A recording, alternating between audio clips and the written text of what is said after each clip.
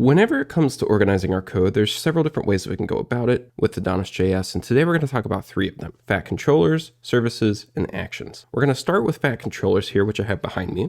And for each of these, I have all of the resourceful logic completed except for the store method. With fat controllers, I've omitted it altogether. Then with services and actions, I've left this off where we will now end with fat controllers once we're done with it, so that we can pick up and see what each of those look like in comparison. Before we dive in, let's take a look at the 2 models that we have. So we have an organization and a difficulty model. Our organization has an ID, a name created at and updated at columns, as well as a relationship where it has many difficulties. Our difficulty model then has an ID, an organization ID, so that we can relate it back to the organization, a name, color, order, whether or not it's the default difficulty, its timestamps, and then a belongs to for the organization relationship. Now that we're familiar with what we have, let's discuss fat controllers. As the name suggests, it's going to result in larger controllers. Everything that we have logically, so getting a list, finding a single one, creating, updating, deleting, so on and so forth as necessary, is going to be housed inside of the controller, and every logical step to complete each of those actions is within the controller as well, bar some reusable code that you may extract out into a service. So for example here, with our index, update, and if I scroll down a little bit, we also have our destroy method. We have a reusable bit of code right here that we have extracted out into a service. This particular line definitely doesn't need extracted out into a service. It's really just calling find or fail on the organization, which by itself is rather simple. But for demonstration purposes, we've extracted it out so that we can show, as this is a reusable bit of code through each of these methods. So a couple of things: everything to complete an action. So an action being destroying, updating, storing, getting a list. Each of those are what we'll refer to as an action. To complete each individual action, everything logic-based is inside of the method necessary to complete that action. So, for example, updating, we're querying the organization, finding the difficulty that we want to update, validating its data, merging that validated data into the organization and saving it, and finally returning back the difficulty. And because everything logic-based to complete the action is held within the controller, that ends up resulting in larger controllers, hence the name fat controllers. All of our actions here are rather simple. We don't have anything overly complex going on, but if you had something overly complex, that too would remain in your controller, which would result in a much larger controller that we have here. Now let's briefly talk about the reusable bit of code that we have. We have this held within an organization service, as it queries and returns back an organization based off of the ID that we provide in. We have this defined as a static method within our organization service. So if we go into our services and open up our organization service, you can see that this is a static method. Let's first define what a service is. So a service is just a class or a collection of methods that helps us complete a collection of tasks. So you may have an organization service, as we have here, where we would put organizational tasks. So this could result in finding an organization, finding a relationship for an organization. With fat controllers, you would mostly just extract out reusable code into these services, with the bulk of the logic still remaining inside of the controller. Static methods within a service can be accessed directly off of the service itself. You don't need to instantiate an instance. As we see here within our difficulties controller, we're simply importing the organization service and calling the find method to get back our result. This could very well be a non-static instance level method. Either way here would be valid, but since find is self-isolated and doesn't rely on any other methods that we may have or any stateful information inside of the service, it makes sense and it's a valid use case to have it as a static method. So that's what we have going on with our reusable bit of code here via services inside of our fat controllers. Now we've omitted the store method, so let's go ahead and complete that together. Just as we're doing inside of all of our other methods, we need to get an instance of our organization that we're working with, which comes in as params.organizationID.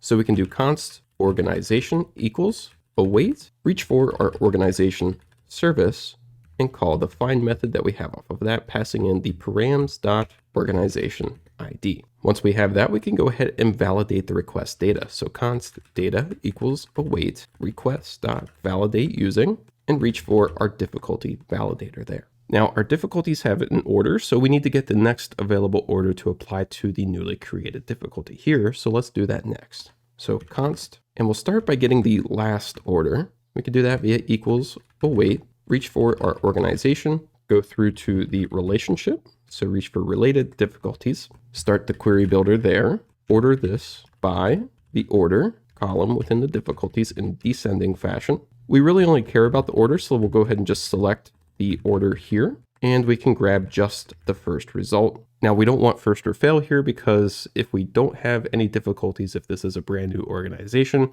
then we will not get a result, and we just want to default back to 0 there. Okay, next up we need to create our difficulty, so we can do const difficulty equals await, reach for the organization relationship again through our difficulties, and call the create method to create a new difficulty through our organization relationship. We can go ahead and merge in that validated data. And last thing is we need to set the order. So we'll want to check and see whether or not we found anything for our last query. If we did, we'll do last.order and increment it by 1. Otherwise, we'll default to 0. Finally, let's go ahead and return our difficulty. Now I'm within PHP Storm here. The equivalent is WebStorm as well. And it has a yellow squiggly underneath difficulty, just noting that this is a redundant variable because all that we're doing is returning an instance back. So it's saying, hey, you could just return back right here. I'm very well aware of that. I'm putting this into a difficulty variable and returning that back just so that you can see exactly what we're doing here without having to infer. Okay, so with that in place, we've now completed the store method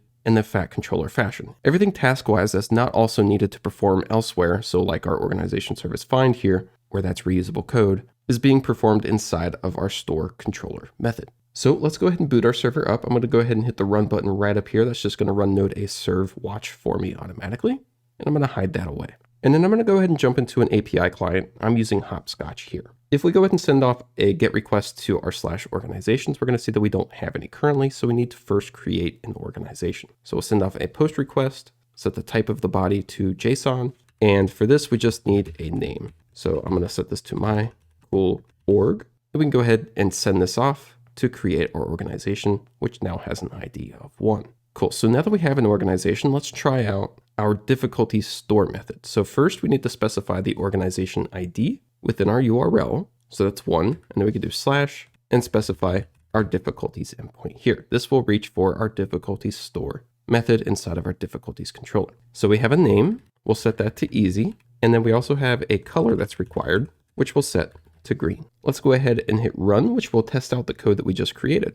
And if we hit that, we can see our name is easy, our color is green, and the result came back successfully. So awesome. Our fat controller method here for storing a difficulty is working a-okay. So that's fat controllers. It's most likely the approach that you're going to start out with whenever you begin with AdonisJS because it's the most simplistic approach as everything's in one central location and you don't have to worry about extracting or when to extract code out. The downside here is that you result in having rather large controllers as your application grows, and that can result in things becoming difficult to read and difficult to scope through. So if you try to find something within your controller, you're going to have to go through line by line or logically within that controller method to find out where something is, what something's doing.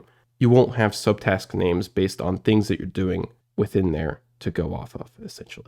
So now I have a branch for each one of the approaches that we're going to be taking a look at here today. So I have one for services and one for actions. Let's go ahead and hop over to services next. Cool. So here we are. We're still within our difficulties controller. And if you take a look down here at our store method, we're essentially picking up right where we had left off with our fat controller approach. The only difference now is that our organization service is an instance and our find method within there is now a non-static method. So let's start by taking a look at that. So if we dive into our organization service here, you'll see the only thing different than the service within our fat controller branch is that the static keyword is missing from the find method, making it an instance level method, meaning that we need to instantiate a new instance of our organization service in order to reach and utilize the find method here. Now to do this, we have a couple of options. Obviously here we're reaching for this .organization service. So up above our index method inside of our constructor, we have an instance being created for our organization service that's bound to our difficulties controller as a whole. But we could also instantiate an instance of this directly within our methods as needed as well. So we could do organization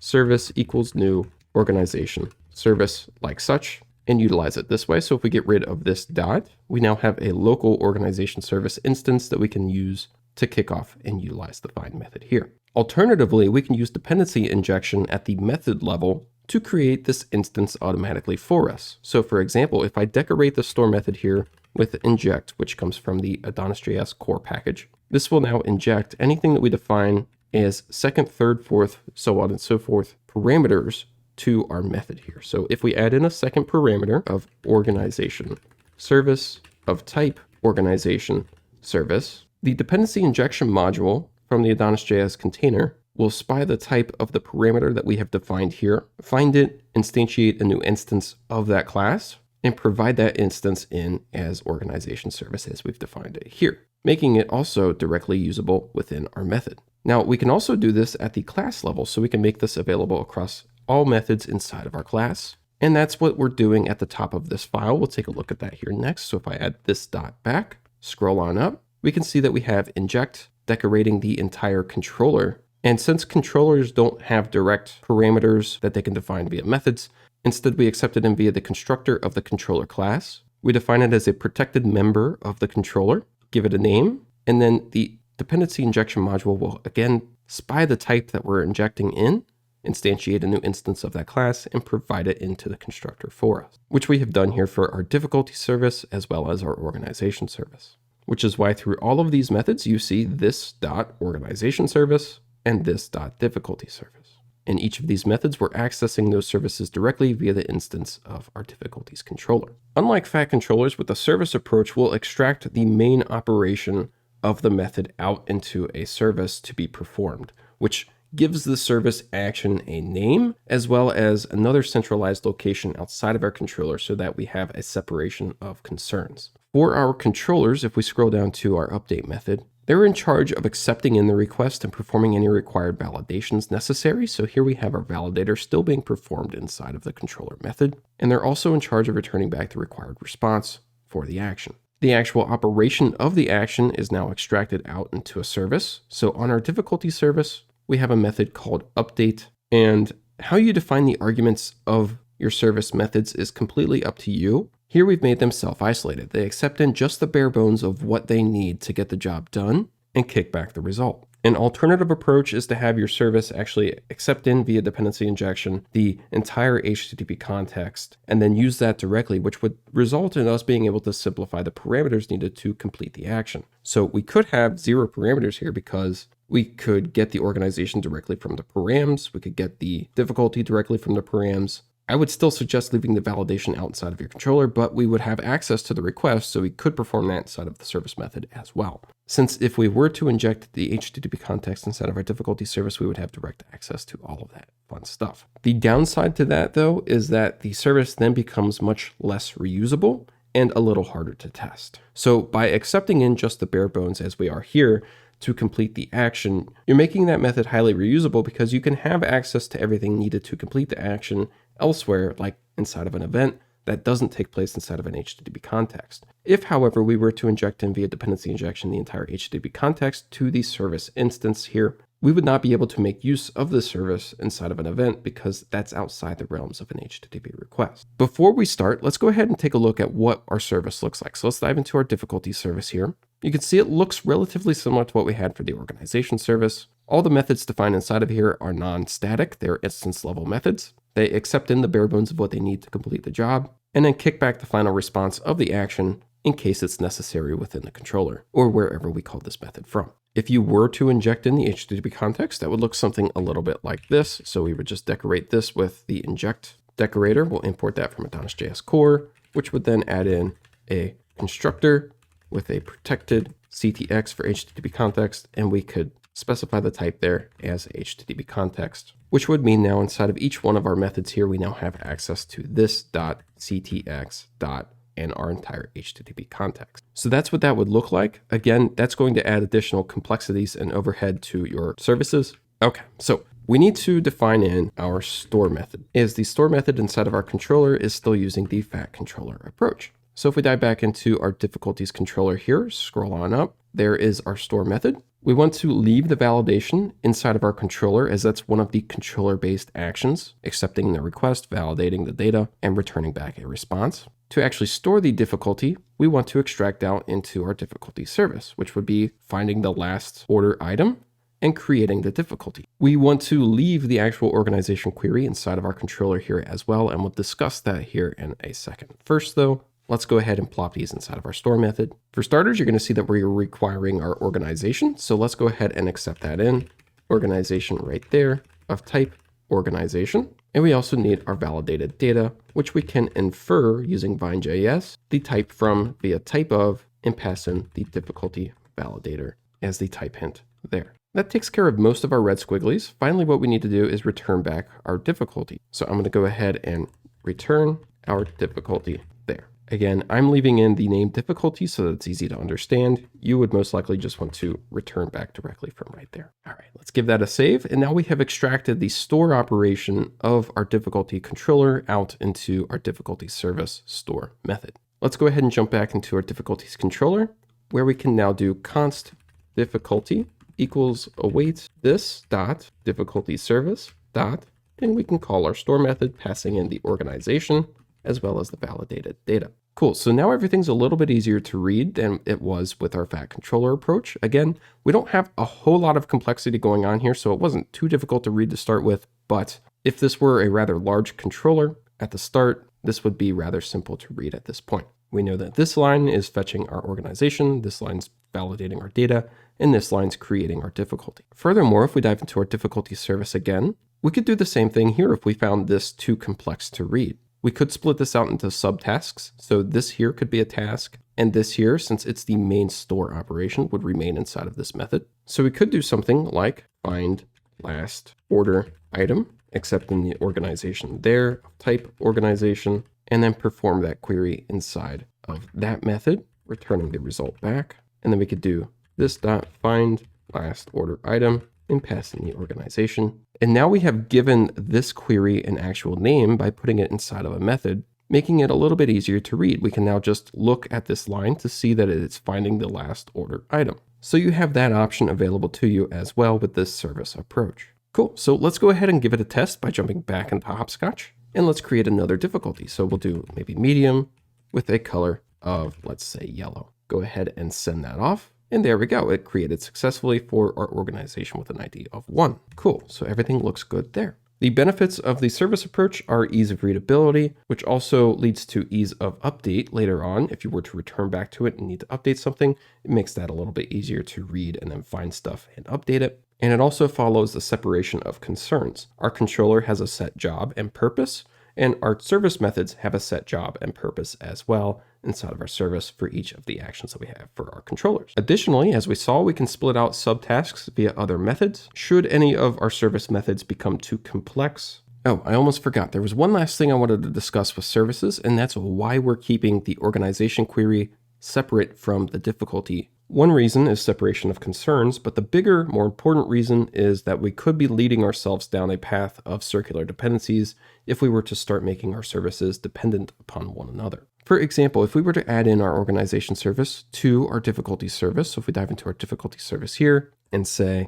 at inject an instance to our constructor with a protected organization service of type organization service there, let's go ahead and import our missing imports there. What we've done now is we've added a requirement that we need an organization service in order to instantiate an instance of our difficulty service. With how we have it here, that's all well and fine. But if at any point down the road, we were to have a method inside of our organization service that also needed an instance of our difficulty service, well, that's where we would begin to get circular dependencies. So if we had a constructor here with a protected difficulty service of type difficulty service there, go ahead and add in those missing imports. Now our organization service, in order for it to instantiate, requires an instance of our difficulty service. But the issue here is that our difficulty service requires an instance of our organization service to instantiate. So it's a chicken and egg issue. Which one do you instantiate first?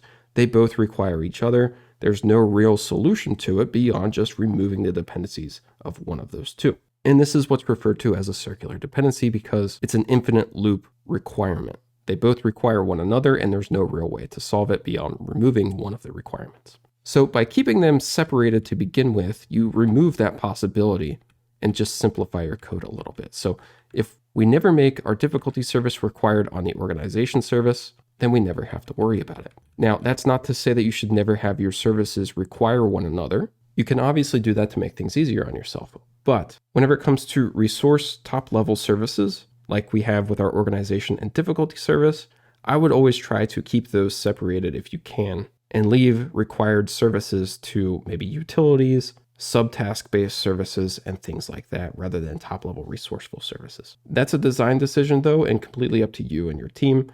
Okay, so there's our service approach and why they're good, things to watch out for. Let's take a look at our third and final approach here, actions. So we're back inside of our difficulties controller with our fat controller method performing all of our store operations. First, let's stop and define what an action is. An action is pretty much the same thing as a service, it's just a lot more specifically pointed towards one specific action. Rather than having a difficulty service that has a get list, a store, an update, delete method, so on and so forth, we would instead have separate action classes for each one of those with the action approach. So you would have a get all difficulties action, a store difficulties action, an update difficulties action, and a destroy difficulties action. Each one of those being a separate class. Now, as you might guess, this results in you having a lot of files to perform each and every single action that your application performs. And that's why folder structure then becomes important with how you split these out. So if we take a look at this and what we have so far, you can see that we have a get organization class here with a handle method that's providing an object with an ID of the organization ID. Now, each of these accept in an object of their required data, and that's a decision that was made on my part to keep all of the arguments across all of the actions consistent. They'll accept in an object with whatever data they require. Just removing a small thought that we need to perform, like how do I need to provide things to this handle method? How do I need to provide things to that handle method? So on and so forth. They're all just consistent since we've defined it as an object. Again, that's a design decision. You're free to decide otherwise. If we take a look at one of these actions, you'll see, again, the get organization is here mostly just for demonstration purposes. This is just a find or fail. This would be perfectly valid to perform inside of the controller as well. But it has a class relatively similar to our services. But inside of the class, I have this as a static handle method so that we don't need to instantiate or dependency inject an instance of this class in. You could very well do instances. Again, that's another design decision. That accepts in an object with an ID being extracted out from a type of params that specifies that this requires an ID. Then we perform the action and kick back the response. If we take a look at a little bit more complex of an example, so let's go back to our difficulties controller, scroll down to our update. We call the get organization handle method to get back the organization, validate our data. That still takes place out here in our controller because just like with services, this uses the same separation of concerns. Our controllers are in charge of accepting in the request, validating data, and returning back a response. But the actual action for the controller is kicked off to the update difficulty action here. We call the handle method to actually execute it, passing in the ID of the difficulty that we want to update, the organization that that ID is bound to, as well as the updated data. If we dive into our update difficulty action here, we have params specifying that it requires an organization, an ID, and the validated data. We then extract those out from our static async handle method to make use of them inside of the action. We've structured our actions here within our app directory inside of a folder called actions. We have one folder per resource, so we have a difficulties action folder as well as an organizations action folder. And the file name specifies what each action is specifically doing. So we're destroying a difficulty in this one, we're getting all difficulties in that one, and we're updating our difficulty in this one. So let's go ahead and create one to store a difficulty. So we'll right click on that, new file. We'll call this store difficulty.ts. You could also suffix these with action if you wanted to. So it would be store difficulty action. We'll define our type of params to keep everything consistent within all of our actions. And for our params, we're going to require our organization of type organization, as well as the validated data. So we can, again, infer that using find.js from the type of our difficulty validator. Then we'll want to export default class store difficulty and have a static async handle method inside of here of type params. And we can go ahead and extract out our organization as well as the validated data. Let's go ahead and jump back into our difficulties controller, scroll up to our store method, and extract out the core logic needed to complete this action. Go ahead and just cut it out of there. Jump back into our store difficulty, and we can now paste it right on in. The last thing that we need to change is we need to return back the result of the action in case we need it in whatever calls this action.